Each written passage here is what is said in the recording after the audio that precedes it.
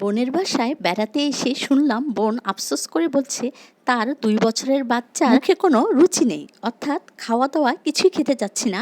তো আমি রুচি আনার ব্যবস্থা করে দিচ্ছি। আসসালামু আলাইকুম, আফরিনস কুকিং অ্যান্ড ব্লগে সবাইকে স্বাগতম জানিয়ে আরও একটি রেসিপি নিয়ে আপনাদের মাঝে হাজির হয়ে গিয়েছি। আজকে বিশেষ করে ছোট বাচ্চারা যাতে খেতে পারে এমনি একটি রেসিপি আমি তৈরি করে দেখাচ্ছি।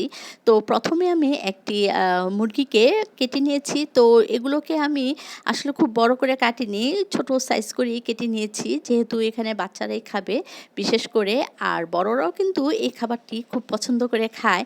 তো আমি মুরগিটা কেটে ধুয়ে রেখেছি। তো সামান্য পরিমাণে মশলা এখানে মিক্সড করে নিচ্ছি।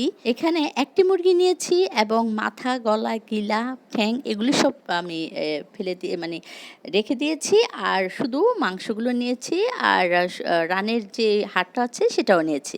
তো এখানে আমি 2 চা চামচ পরিমাণের মতো চিনি দিয়েছি, 1.5 চা চামচের মতো লবণ দিয়েছি, আর আধা চা চামচ ধনে গুঁড়া দিয়েছি, আধা চা চামচ ভাজা জিরার গুঁড়াটা দিয়েছি, আরও দিয়েছি 1 চা চামচ রসুন বাটা, আধা চা চামচ পরিমাণের মতো আদা বাটা, আর সঙ্গে দিয়েছি হচ্ছে ম্যাজিক মশলাটা। তো 1 প্যাকেট ওটা দিলেই হবে, ছোট 1 প্যাকেটের 1 প্যাকেট আমি দিয়েছি। তো এরপর আমি এখানে কিন্তু সামান্য পরিমাণের লাল মরিচের গুঁড়াটা দিয়েছি, কারণ ওইটা না দিলে আসলে টেস্টটাই হয় না। তো বাচ্চারা যেহেতু খাবে তাই আমি ঝালটা কমই দিয়েছি। 2 পিস লেবু আমি চিপে এখানে দিয়েছি। তো একটা ডিমও দিয়েছি সঙ্গে, আর দিয়েছিলাম আমি 1 টেবিল চামচ পরিমাণের মতো সয়া সস, আর 2 টেবিল চামচ পরিমাণের মতো আমি এখানে টমেটো সসটাও দিয়ে দিয়েছি। তো সব কিছুকে মাখিয়ে আমি 2 ঘন্টার মতো ম্যারিনেট করে রেখেছিলাম।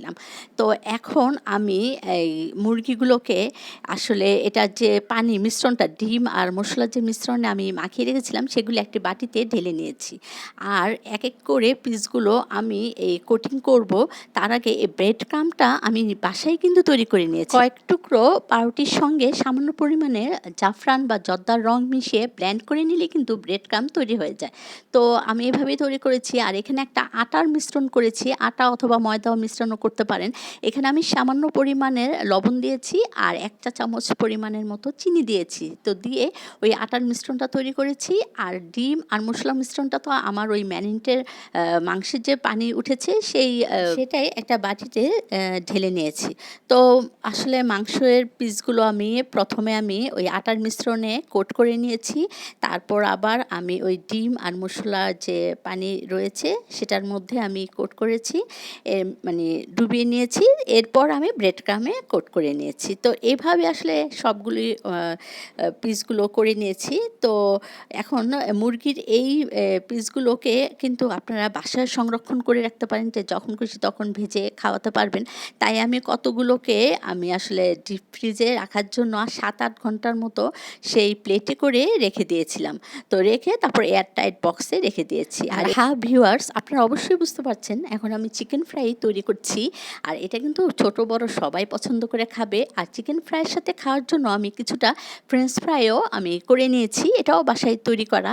তো চিকেন ফ্রাইটা যখন আপনারা এক এক করে ডুবো তেলে ভাজবেন, তখন কিন্তু প্রথমে জালটা একটু জড়িয়ে দিয়ে নেবেন। তো এটা 3-4 মিনিট এক পাশ যখন ভাজা হয়ে যাবে তো উল্টিয়ে দিবেন, জালটা কিন্তু জড়িয়ে থাকবে।